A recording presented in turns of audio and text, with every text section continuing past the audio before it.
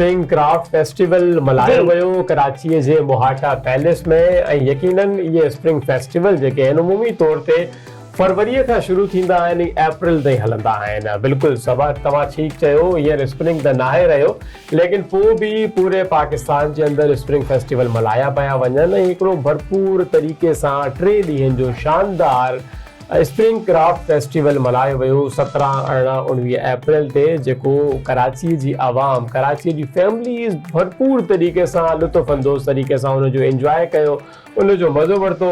असांजा रिपोर्टर बि उते मौजूदु हुया, उन्हनि बि पंहिंजी उन्हनि फैमिलीज़ सां ॻाल्हायो जेके उते फैमिलीज़ आयल हुयूं, उन्हनि खां रिमार्क्स वरिता।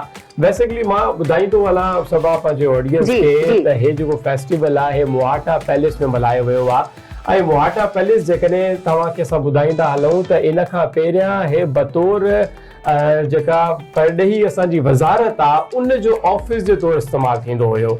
ऐं जेकॾहिं असां उन पैलेस जी ॻाल्हि कयूं त पाकिस्तान आज़ादु थियण खां पहिरियां इहो पैलेस क्लिफ्टन जे साहिल समंदर ते हिकु हिंदू ताजिर जेको आहे पंहिंजी फैमिली जे लाइ ठारायो हुयो। यकीनन तव्हां मां जेके असांखे ॾिसी रहिया आहिनि खोड़ सारा अहिड़ा माण्हू मोहाटा पैलेस में विया हूंदा, बल्कि उन फेस्टिवल में बि विया हूंदा ऐं उन्हनि ॾिठो हूंदो त उहो आर्किटेक्चर जो हिकिड़ो बहितरीनु नमूनो आहे। जॾहिं पाकिस्तान आज़ादु थी वियो पोइ तव्हांखे ख़बर आहे खोड़ माण्हू अहिड़ा हुया जेके इंडिया मां पाकिस्तान आया, पंहिंजी जाइदाद छॾे आया।